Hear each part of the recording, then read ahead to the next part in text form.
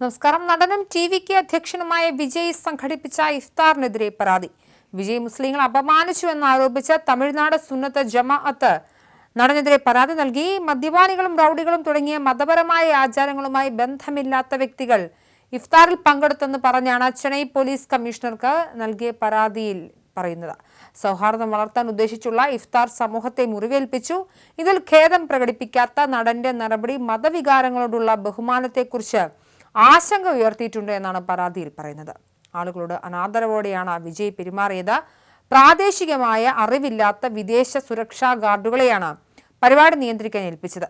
ഇത്തരം സംഭവങ്ങൾ ആവർത്തിക്കാതിരിക്കാൻ നിയമ നടപടി അനിവാര്യമാണ് എന്നാണ് സുന്നത്ത് ജമാഅത്ത് പരാതിയിൽ പറയുന്നത്. വിജയ് വെള്ളത്തൊപ്പിയും വസ്ത്രവും അണിഞ്ഞ് നോമ്പ് തുറക്കെത്തിയ ചിത്രങ്ങളും വീഡിയോകളും സോഷ്യൽ മീഡിയയിൽ വൈറലായിരുന്നു. 3000 പേർ ഇഫ്താറിൽ പങ്കെടുത്തതായാണ് വിവരം. 15ഓളം പള്ളികളിലെ ഇമാമുമാർക്കും ക്ഷണമുണ്ടായിരുന്നു. തമിഴക വെട്രി കഴകം രൂപീകരിച്ചതിന് പിന്നാലെ അടുത്ത നിയമസഭാ തെരഞ്ഞെടുപ്പിൽ മത്സരത്തിനിറങ്ങുമെന്നും താരം നേരത്തെ പ്രഖ്യാപിച്ചിരുന്നു. അതേസമയം ജനനായകൻ എന്ന വിജയ് ചിത്രത്തിന്റെ ഷൂട്ടിംഗ് പുരോഗമിക്കുകയാണ്. എച്ച് വിനോദിന്റെ സംവിധാനത്തിലൊരുങ്ങുന്ന ചിത്രം നടന്റെ രാഷ്ട്രീയ പ്രവേശനത്തിന് മുമ്പുള്ള അവസാനത്തെ സിനിമയാണ്. 2026 ജനുവരിയിലാണ് ചിത്രത്തിന്റെ റിലീസ്. ഛായാഗ്രഹണം സത്യൻ സൂര്യനും പ്രദീപ് രാഘവ് എഡിറ്റിംഗും നിർവഹിക്കും.